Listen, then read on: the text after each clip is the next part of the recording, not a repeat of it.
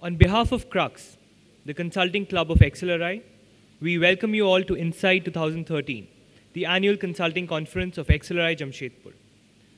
Established in 1949, XLRI has been a symbol of excellence for the past 6 decades. Every passing year, XLRI, in accordance with its spirit of Magis and its motto of for the greater good, scales new heights and sets new standards in not only academics and placements, but also in driving social change.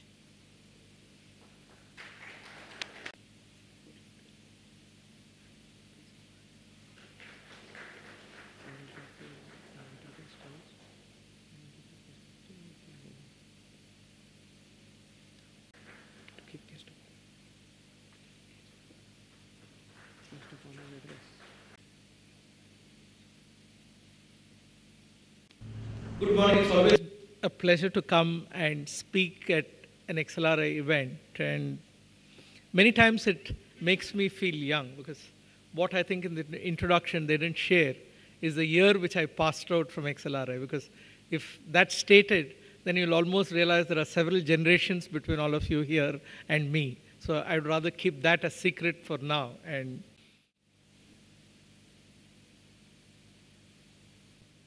hi, good morning.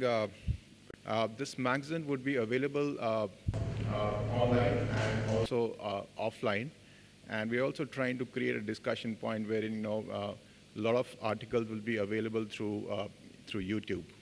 So I request all of you to contribute in whatever way to the magazine in future. First of all, thanks to XLRI for inviting me.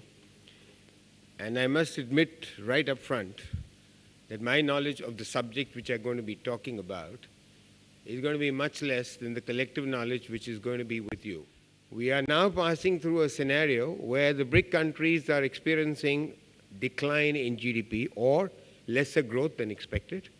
And we're still seeing the developed part of the world not indicating a positive trend over substantial political system, but the fact is the end result is we are demonstrating to the world at large that our drop in GDP is the highest, which is not a good signal if you're going to be addressing new investors to come into the country. It has an impact as we go forward at the end there.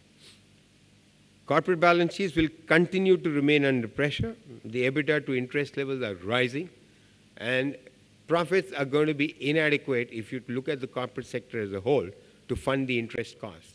Urbanization will continue to happen because we are not creating new cities. Sheer size of the population, the rising standards of income, the opportunity which it creates for everybody in the manufacturing or the services. Rules and regulations which are associated with branch expansion drive banks to set up branches in underbanked or unbanked areas. Otherwise, they cannot expand in the urban centers. So that is one thing which will drive banking into the rural sector per se. So that's bound to happen. But regulation with improved governance is the order of the day. I mean, one cannot replace the other. So there's no way can you control fraud or eliminate fraud by regulation. That cannot happen.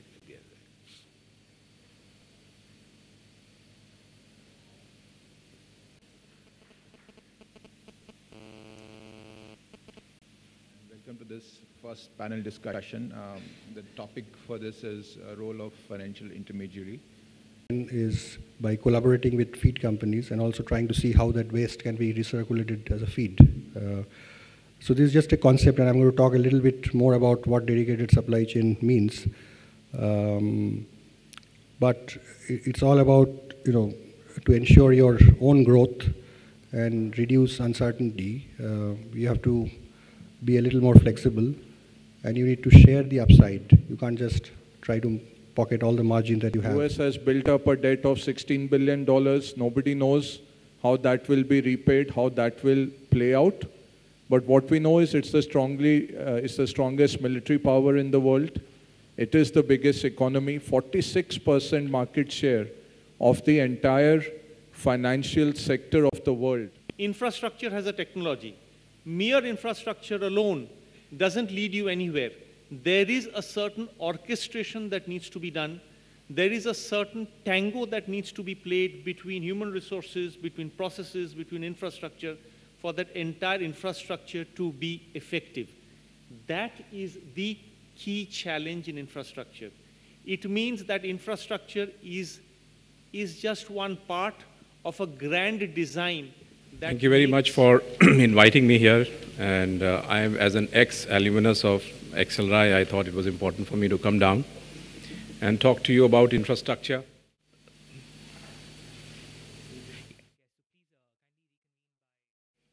Or prescriptions about how a business can not just survive, but also grow in an increasing volatile environment.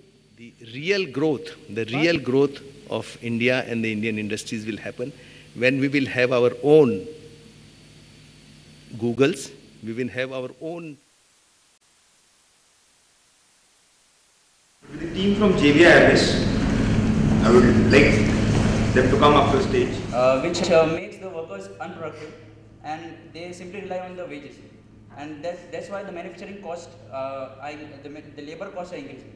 And they don't contribute really in the manufacturing sector. So there's a huge potential in this sector, and the government is also helping out by coming out with schemes like NELP, like new exploration licensing policy, which helps activities which look for new sources of natural gas and oil, and also there are other sources which can be tapped into, like gas, which currently produces 40 BMC, which can be augmented to 1500 BMC. Next is the agricultural sector. The problems faced by agricultural sector are small land holdings, which are very impractical to develop upon, and market, labor shortage, and make internet access and usage less expensive, so that it becomes available to masses. And with the implementation of this, what will happen is that, to conclude, is that India is the fourth largest producer of crude steel in the world. And the good news is that the demand for steel is slated to keep on increasing. The weaknesses lie in the fact that India is still a net importer of raw materials. India imports metallurgical coal. There is no innovation in terms of the courses that students are being taught. Every year they are being taught the same type of regular courses.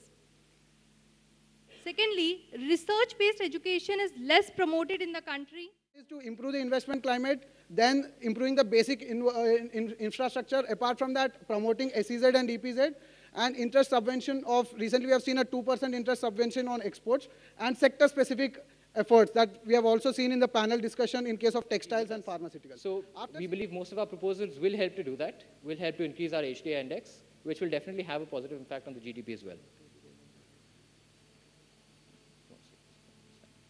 Another report we read, which I can't quote the author right now, can't recall it. But those authors said that the reason, if the productivity of the workers will go up simultaneously if these subsidies are provided to them efficiently. And the productivity going up will lead to more outputs, and that will also sustain the growth in the future. And Professor Manish Thakur for being with us throughout the conference and agreeing to judge this competition. Thank you, sir. We really appreciate it. Can we have a round of applause, please? Open world, and it's very important in an open world. There's a continuous exchange of ideas, and to facilitate that, we don't want this conference just to end here, but we have created a website wherein there's going to be continuous discussions on various topics related to business strategy and consulting. So I would request that all of you can visit the website and pitch in your idea. Very different from the futuristic growth, which is going to be very different from the kind of growth that we have in last 20-25 years. I'm very sure that the way we grew in last 20 years is going to be, and the way we're going to grow in future is going to be very different. With these words, I thank all of you once more.